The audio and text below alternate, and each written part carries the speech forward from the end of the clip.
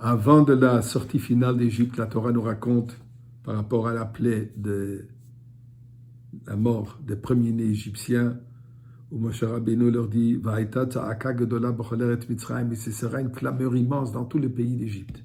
« Asher kamo lo niyata v'chamo lo tosif » tel qu'il n'y a pas eu et qu'il n'y aura pas plus de pareil.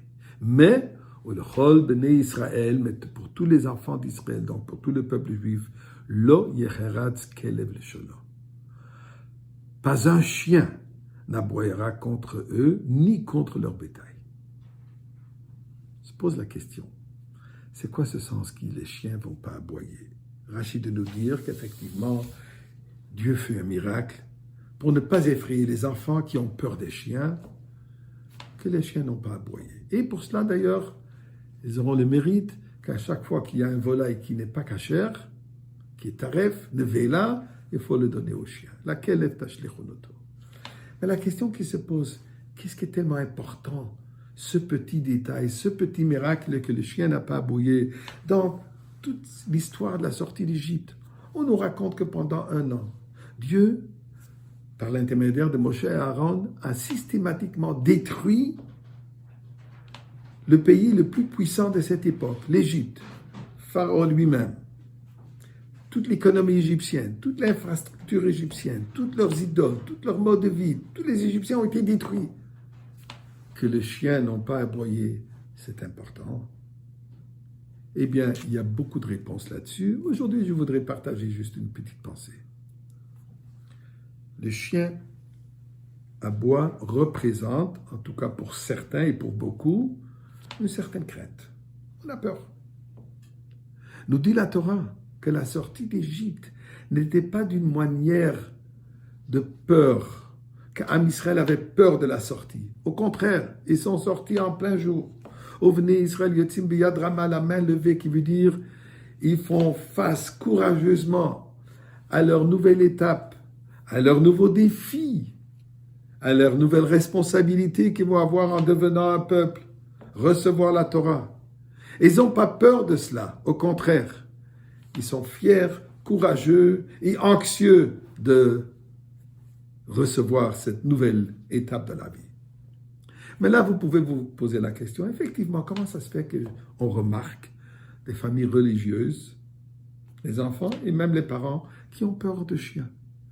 Alors, je voudrais partager avec vous un petit article, une brève pensée écrite par le rabbin Aaron Moss de Sydney, Australie.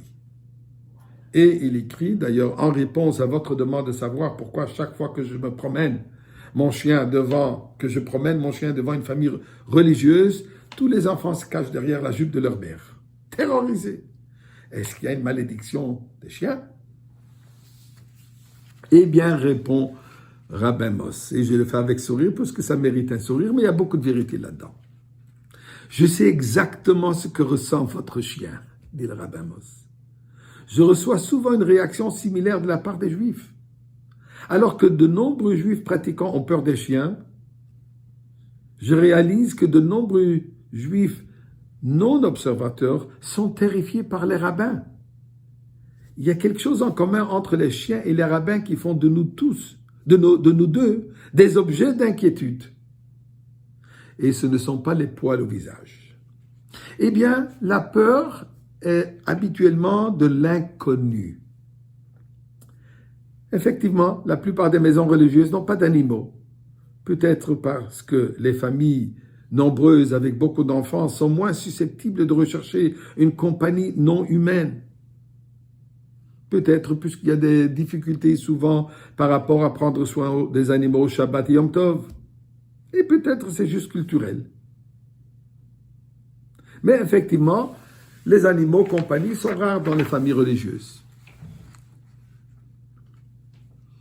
Ainsi, ceux qui ne sont pas habitués à la compagnie canine ont souvent peur des chiens. Les gens ont peur des rabbins pour la même raison. Les chiens et les rabbins sont aimés par ceux qui les connaissent et insufflent la peur à ceux qui ne le connaissent pas. Mais c'est là où s'arrête la similitude. La cause de ces deux peurs sont très différentes. La peur du chien, cynophobie, vient de la peur d'être mordu.